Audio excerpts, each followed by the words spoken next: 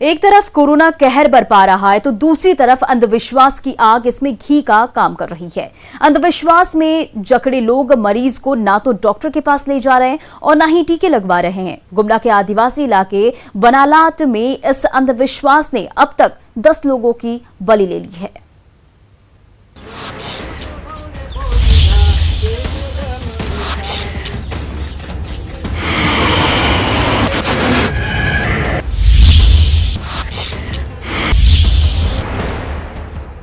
अंधेरे कमरे के दरवाजे के पास एक मरीज जमीन पर बिछी चटाई पर लेटा है। 8 से 10 लोगों ने उसे घेर रखा है। एक आदमी उसे हाथ के पंखे से हवा दे रहा है। मरीज बेसुध है, उसका शरीर बुखार से तप रहा है। मरीज के पास जमीन पर बरगद के कुछ पत्ते, एक कटोरी और सूप रखी है। पास ही सिर में गमछा लपेटा हुआ एक शख्स एक सूप पर तेजी से हाथ चला रहा है। उसके हाथ में झाल है। आदिवासी भाषा में वो कुछ मंत्र गुनगुनाए जा रहा है।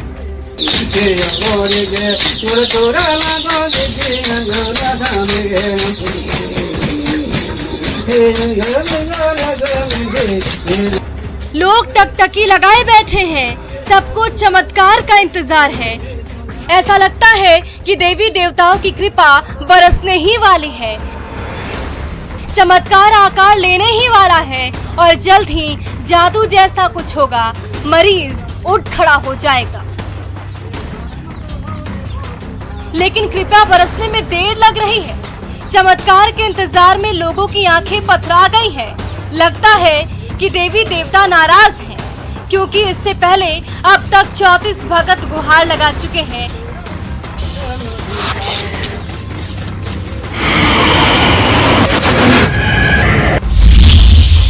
लेकिन उनके मनुहार से देवी देवता प्रसन्न नहीं हुए। बनालात गांव में कोई चमत्कार नहीं हुआ। ये एक वानगी है इस इलाके में फैले अंधविश्वास की। इस अंधविश्वास ने यहाँ अब तक 10 लोगों की जान ले ली है। बुखार से तड़प रहे मरीज को जहाँ डॉक्टर की जरूरत है, उसे सही इलाज की जरूरत है, तो वहाँ तंत्र मंत्र का घूंट पिलाया जा रहा है। झाड़ फूंक के सहारे उसे ठीक करने की कोशिश की जा रही है। पूरे इलाके का यही हाल है। अंधविश्वास ने लोगों को इस कदर जकड़ रखा है कि ये लोग इलाके में डॉक्टरों को आने ही नहीं देते। आसपास के मंजिरा, लापू, जहन, गुटवा, चंपा टोली, कोनार टोली और ओरिया गांव में अब तक एक भी ग्रामीण ने टीका नहीं लिया है। अधिकारी आ रहे हैं, लोगों को जगा रहे हैं, लेकिन ये आत्माएं इस कदर सोई है कि इन पर झकझोरने का भी असर नहीं हो रहा है। सर, इसके लिए प्रचार की ओर से किया जा रहा है, फिर भी ग्रामीण क्षेत्र से जागरूक नहीं हो पा रहे हैं। बार बार हम लोगों के द्वारा प्रचार प्रसार किया जाएगा। हम लोग इसमें आप लोगों का भी। और आइए अब आपको सुनाते संघ प्रमुख मोहन भागवत क्या कुछ बोल रहे हैं। उतनी समाज की भी चिंता करती है। ऐसे उदाहरण बहुत हो रहे हैं कि अपनी चिंता किए बिना दूसरों की चिंता, दाई नीड इज ग्रेटर, इस प्रकार की वृत्ति का दर्शन समाज कर रहा है। इसको हमने ध्यान में रखना चाहिए। निराशा की परिस्थिति नहीं है, लड़ने की परिस्थिति है, कठिन परिस्थिति है, लेकिन परिस्थिति तो अपने मन के प्रतिभाव पर निर्भर करती है। क्या ये निराशा, ये रोज 10-5 लोगों के, अपरिचित लोगों के जाने के समाचार का सुनना, मीडिया के माध्यम से परिस्थिति बड़ी विकराल है उसका घोष निरंतर सुनना, ये हमारे मन को उदास बनाएगा, कटु बनाएगा? ऐसा नहीं होता। ऐसा होने से विनाश ही होता है। ऐसा अभी तक हुआ नहीं है मानवता के इतिहास में। इसलिए ऐसी सब प्रकार की बाधाओं को लांघकर मानवता आगे बढ़ी है, अब भी बढ़ेगी।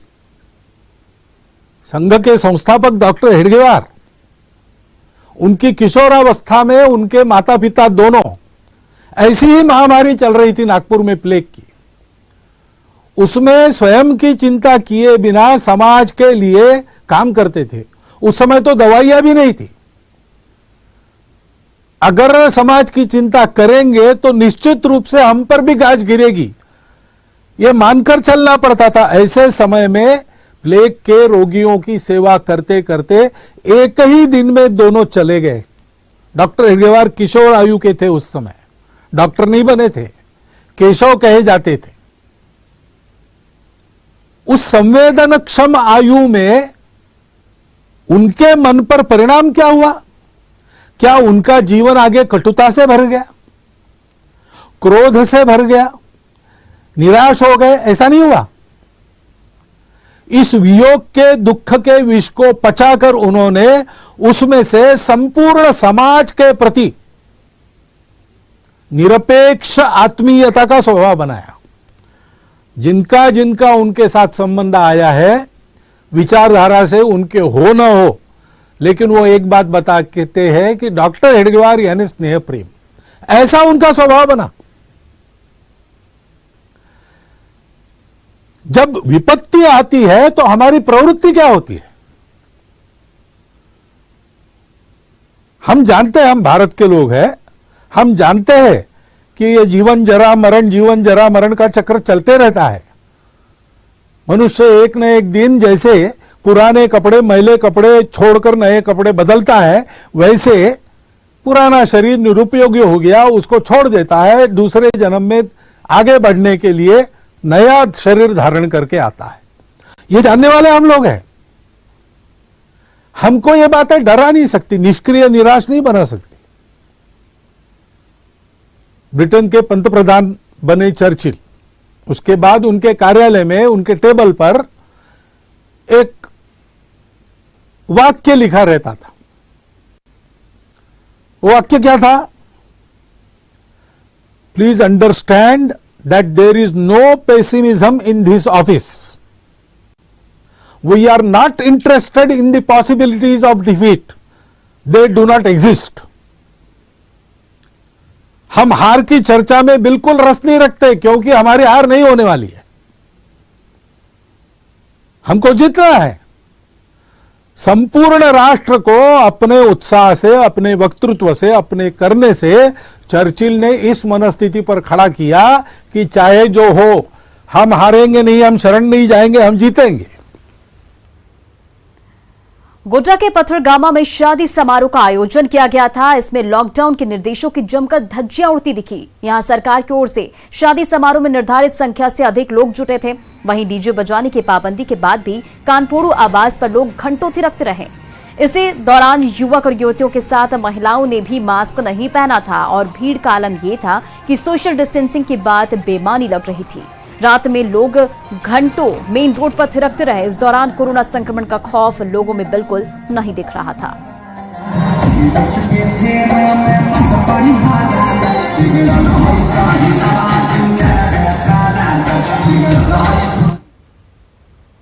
गिरिडीह में कोरोना संक्रमण के बाद भी शादी करने का सिलसिला जारी है। शादी समारोह में लोग जमकर गाइडलाइन की धज्जियां उड़ा रहे हैं। प्रशासन के रोक के बाद भी जरियाडीह शिव मंदिर में शादी समारोह में लोगों की भीड़ जुटी। इस शादी समारोह में सैकड़ों महिलाएं और पुरुष शामिल हुए, जिसमें बहुत लोगों ने मास्क भी नहीं लगाए थे। इसकी सूचना मिलने पर जब पुलिस पहुंची तो वहां से भीड़ हट गई, जिसके बाद आनन फानन में शादी की रस्में पूरी की गई।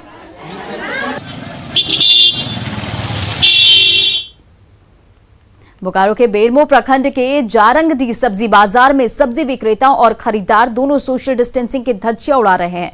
वहीं बहुत ऐसे लोग भी थे जिन्होंने मास्क नहीं पहना था। कोरोना की दूसरी लहर में इस तरह की गंभीर लापरवाही कोरोना संक्रमण को लगातार दावत दे रही है। वहीं बेरमो अनुमंडल प्रशासन भी नियमों के पालन कराने में गंभीर दिख रहा है। पहले कहाँ था? घसक जाता है, मास्क भी घसक जाता है, नीचे चल गया। अरे लापरवाही मत करिए। अच्छा, अभी हम लगा रहे हैं। कहाँ लगा रहे हैं? लगा के है पॉकेट। लगाइए। काटना नहीं चाहिए। कहाँ है? लगाइए। उसको तो हमें नहीं काटना चाहिए था। काहे आकर लापरवाही कर रहे? काहे क्यों लापरवाही कर रही बताइए ना, बोलिए सर, काहे लापरवाही कर रहे हैं? वो गलती हो गया, क्या करें। मास्क कहाँ है आपका? नहीं है, गमछी बांधल थे तो गमछी बांधे हुए हैं? नहीं तो ये उठा रहे हैं। उठाने के लिए मास्क छोड़े हुए हैं? नहीं, उठाने के लिए। अरे जान का फिक्र है कि नहीं आपको? गमछी बांध रहे थे सर। जान का फिक्र है कि नहीं? जान का फिक्र इधर पूर्वी सिंहभूम के घाटशिला में बंगाल और ओडिशा के सीमावर्ती क्षेत्र में 16 मई से चेक पोस्ट लगाकर बाहर से आने वाले यात्री वाहन समेत दूसरी गाड़ियों की कड़ी जांच की जाएगी। लेकिन अभी तक ना ही बंगाल और ना ही ओडिशा में चेक पोस्ट को सील किया गया है। वहीं चेक पोस्ट पर बैरियर लगाकर बाहर से आने वाले लोगों की जांच, वाहनों के कागजात की जांच समेत अन्य कागजात भी नहीं देखे जा रहे हैं।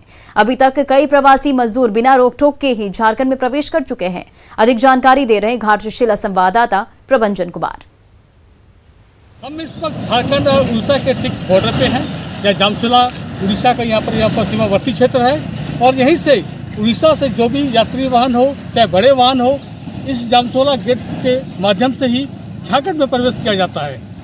झारखंड का मुख्य द्वार है, जहाँ से उड़ीसा राज्य से झारखंड प्रवेश करने का यह मुख्य द्वार है और यह मुख्य द्वार पूरी तरह 16 मई के बाद यह बंद हो जाएगा और यहाँ पर दूसरे राज्य से आने वाले जितने भी वाहन होंगे, जितने भी गाड़ी है, यहाँ पर चेक पोस्ट लगाया जाएगा और चेक पोस्ट के माध्यम से उन वाहनों का जांच किया जाएगा, तब जाकर वे झारखंड में प्रवेश कर सकते हैं।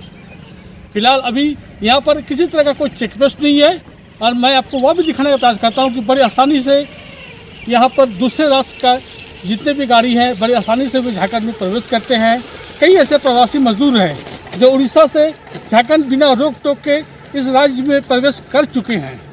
अब तक यहाँ पर किसी तरह का कोई चेक पोस्ट नहीं है, लेकिन संभवतः ऐसी आशंका की जा रही है कि 16 मई से शायद यहाँ चेक पोस्ट यहाँ पर लगेगा और यहाँ पर जांच की जाएगी। लेकिन तत्काल यहाँ पर ऐसा कोई चेक पोस्ट नहीं है, ना कोई जांच है, ना किसी तरह का कोई यहाँ पर बाहर से आने वाले लोगों का या फिर वाहनों का कोई जाँच किया जाता है। प्रभंजन कुमार, न्यूज़ 18 घाटशिला। कोरोना ने ऐसे संकट में डाला है कि एक गेस्ट लेक्चरर और रिसर्च स्कॉलर नारियल पानी बेचने को मजबूर हो गए हैं। दुमका में तपती गर्मी में लेक्चरर सड़क किनारे नारियल पानी बेचकर लोगों की प्यास बुझा रहे हैं। इस काम से जो पैसा मिलता है उससे परिवार का खर्च चला रहे हैं। अश्विनी कश्यप एक कॉलेज में पहले गेस्ट लेक्चरर थे।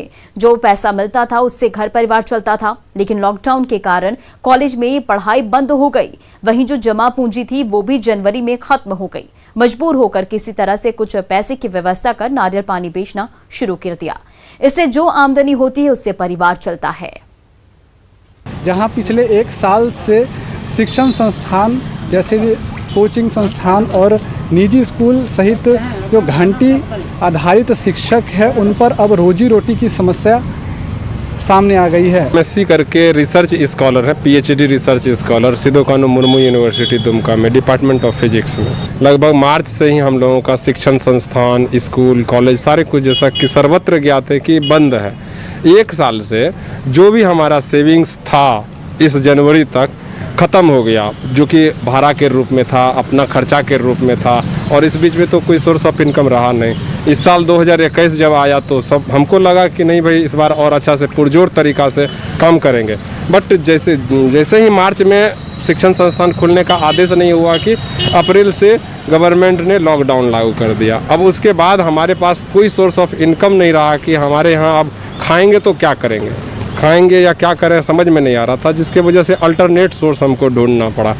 तो ये थे हमारे साथ अश्विनी कश्यप जो एक शिक्षक है, घंटी आधारित शिक्षक है, एसपी कॉलेज के व्याख्याता हैं, जो अब आपदा को अवसर में बदलकर अब नारियल पानी बेच रहे हैं। दुमका से न्यूज़ 18 के लिए नितेश कुमार।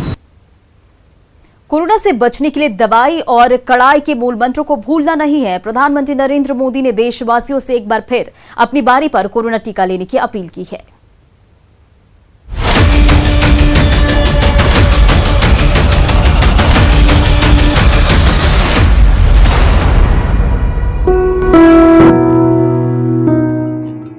टीका भी लेना, कड़ाई भी रखना, मास्क और 2 गज की दूरी का पालन, कोरोना से बचने का मूल मंत्र। भारत में कोरोना के खिलाफ देशव्यापी टीका अभियान दुनिया में सबसे तेज रफ्तार से चल रहा है। करीब 18 करोड़ वैक्सीन डोज अभी तक लगाई जा चुकी है। इसके लिए 18 से ऊपर आयु के सभी लोग पात्र हैं। केंद्र और राज्य सरकारें अलग अलग अभियानों के जरिए ज्यादा से ज्यादा आबादी तक टीका पहुंचाने में जुटी है। बस जरूरत है रजिस्ट्रेशन और अपनी बारी आने की। बचाव का एक बहुत बड़ा माध्यम है कोरोना का टीका। केंद्र सरकार और सारी राज्य सरकारें मिलकर ये निरंतर प्रयास कर रही हैं कि ज्यादा से ज्यादा देशवासियों को तेजी से टीका लग पाए। जब भी आपकी बारी आए तो टीका जरूर लगवाएं। देश भर में कोरोना की दूसरी लहर सुनामी बनी हुई है। ऐसे में प्रधानमंत्री मोदी ने लोगों को 2 गज दूरी, मास्क है जरूरी के मूल मंत्र की याद दिलाई और सर्दी, खांसी, जुकाम सरीखे सामान्य लक्षणों को भी हल्के में नहीं लेने की हिदायत दी। सर्दी, जुकाम, बुखार, उल्टी, दस्त जैसे लक्षणों को सामान्य मानकर नहीं चलना है। पहले तो खुद को यथासंभव दूसरों से अलग करना है, फिर जल्द से जल्द कोरोना टेस्ट करना है और जब तक रिपोर्ट ना आए तब तक डॉक्टरों से जो दवाई बताई है वो जरूर लेते रहना है। प्रधानमंत्री नरेंद्र मोदी इस साल कोरोना टीके की 1 मार्च को पहली और 8 अप्रैल को दूसरी डोज ले चुके हैं। ये टीका कोरोना से बचने में किसी संजीवनी से कम नहीं है। ये टीका हमें कोरोना के विरुद्ध सुरक्षा कवच देगा, गंभीर बीमारी की आशंका को कम करेगा। कोरोना टीकाकरण अभियान को और रफ्तार देने के लिए सरकार स्पुतनिक सरीखी विदेशी वैक्सीन को भी अगले सप्ताह तक भारत में उपलब्ध कराने में जुटी है। इस टीकाकरण अभियान में आप भी भागीदार बनिए और टीका जरूर लगवाइए। Bureau report, news 18 network.